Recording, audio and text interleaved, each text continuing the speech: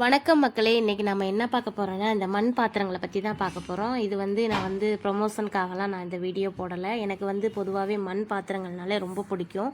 அதனால் நான் வார வாரம் சந்தைக்கு போகும்போது கண்டிப்பாக அந்த கடைக்கு போய் என்னென்ன புதுசாக பொருட்கள்லாம் வந்திருக்கு அப்படின்றத பார்த்து எனக்கு பிடிச்ச ஒரு சின்ன சின்ன பொருட்கள் நான் வாங்கிட்டு தான் வருவேன்.